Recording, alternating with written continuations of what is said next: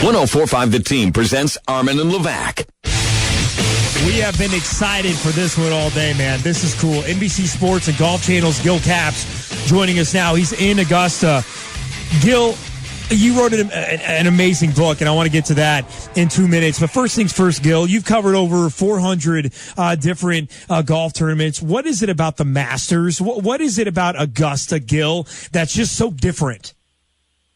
Wow. Well, first of all, thanks, Armen and Jeff, for having me on. Thanks for being here. I think there are a lot of reasons, I believe, but I think one of the first reasons is that for so many of us, it's the opening of golf season. I know now with the sport is played year-round, and you can turn on the TV and watch golf almost every weekend of the year, but particularly for people who are, up in the northern part of the country, like you guys, where it's 40 degrees today, and here we are down here in Augusta, where it's mid-80s and warm and hot. Okay, Gil, we get it. Rub it in. Come on, Gil. And that, I think that's pretty much the only reason. No, but it's but when they started this event, way back in the 30s, and Bobby Jones and his co-founder Clifford Roberts started it.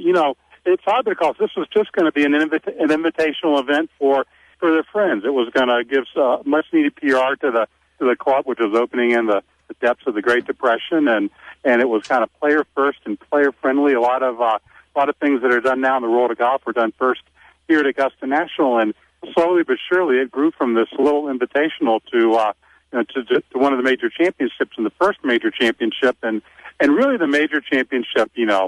It's all on display at the same golf course every year, and if you go out on the street and you ask any general sports fan, really anyone, period, name me the greatest golf tournament in the world, and I believe if you did a golf poll like that, the Masters is going to probably win 75+%. Now, I'm watching some of the par 3 today while I can, and I see that Tiger Woods is actually part of it today. Does that speak to his demeanor? Is there any chance, as a guy who has seen more golf and understands more than I ever will, is there any chance old Tiger shows up today because of him actually having a little bit of fun out there? I think it's. This is the $1 million question all of a sudden this week. It's not will Tiger have the chip yips come tomorrow afternoon? Well, that's still the big question. But it's what have you done with Tiger Woods? And where is he? Because this is kind of like all of a sudden next August, Bill Belichick gets to training camp and he's like Mr. Comedian, and he's hugging people and he's friendly with people, and he does he answers questions actually answers questions at press conferences and tells you everything and anything. This is not the Tiger Woods we used to know. Coming in smiling on the range, and he's given more hugs than you'll see at a high school reunion. It'll tell me a lot tomorrow if he doesn't play well, how he reacts. Because in the old days, guys, Tiger, no one grinded it out more than Tiger.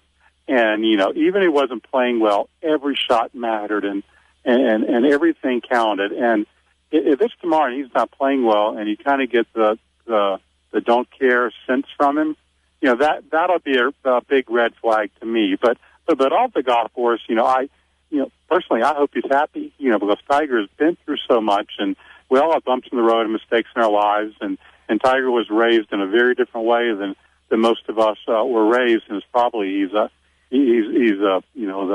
dream of a psychologist or psychiatrist getting a hold of him. So I hope he's at a great place in his life. And if his golf suffers, and he doesn't really care about it, to me that's okay. It's a loss for all of us watching the sport, however.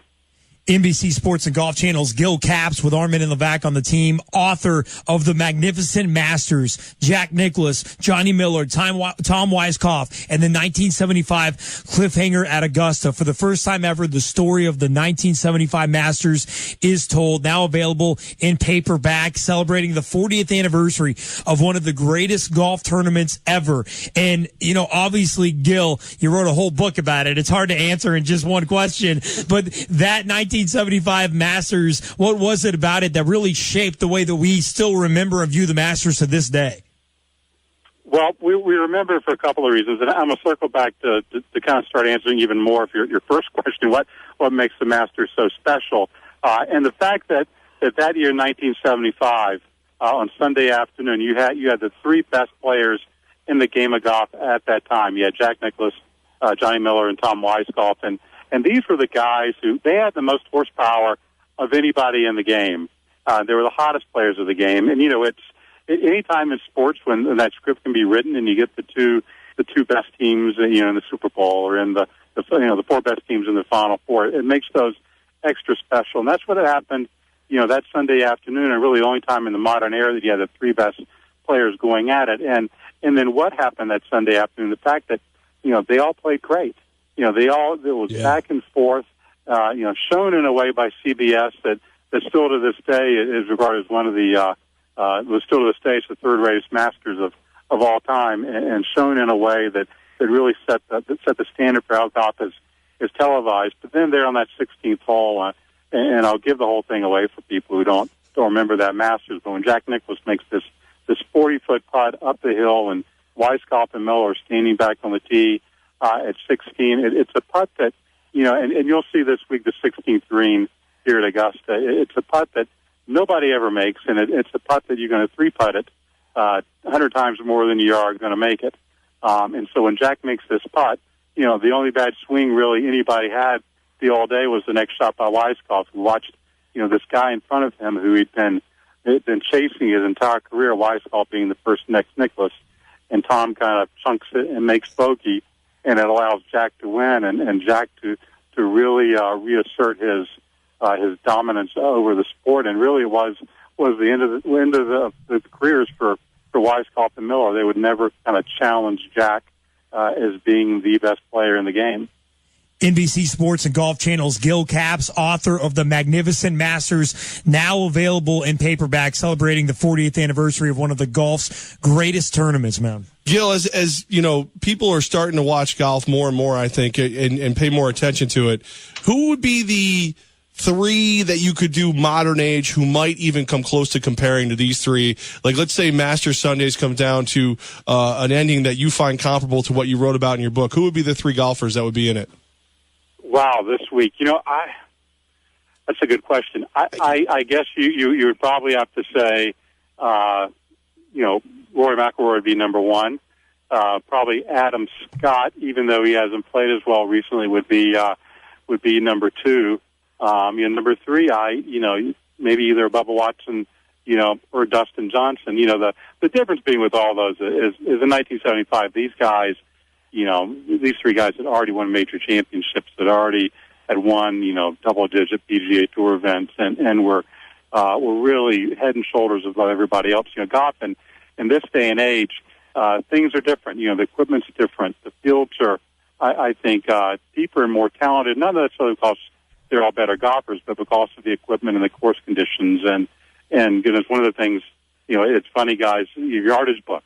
I was talking to Johnny Miller last week, and he was like, I really think the yardage books have made a huge difference in why players are so much better and scoring is so much better. And you look at the yardage books, they're so detailed now, and I went back and looked at a yardage, a scorecard that's in the Jack Nicklaus Museum in Columbus, Ohio, and it's just a normal Masters scorecard, and all Jack Nicklaus has written out are three numbers, like 125, 150, 175, marked off in certain places where he stepped off on the golf course, and that's it. No detailed green readings, no notes, kind of like opposite of like a Padraig Harrington, who is just is all into this. And you look at one of his yardage books, and you can decipher anything. It's the game has changed a lot since 1975. NBC Sports and Golf Channel's Gil Capps. Gil, who wins the 2015 Masters? Wow, we have a lot of favorites this year. A lot of guys who are playing well. I'm going to give you Jason Day. If I had to put money on somebody, I hate to pick, but Jason Day, a guy from Australia who's played well here in the Masters. I think he has 5 top 5 finishes in majors in the last 4 years, and he's one of the guys who's playing well, but he's under the radar. There's a lot to be said for guys who don't have to come in and constantly answer questions from the media and hear about themselves on TV or in the newspaper. And he's kind of slid in, and he won earlier in the year, and he play really well the last few weeks during that swing in Florida, but he's primed and ready, and I'd be surprised if he's not at least in contention on Sunday.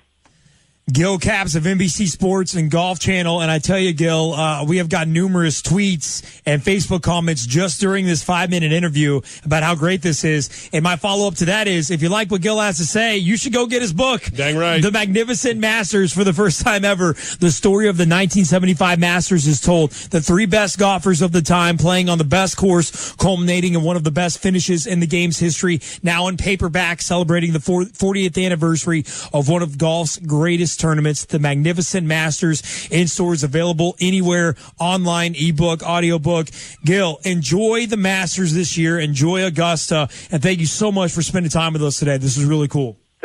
Thank you, guys. Enjoy watching, and trust me, golf season will be here for you, know it for you. There you go. Let's hope. Fingers crossed. We're praying, baby. Thanks, Gil.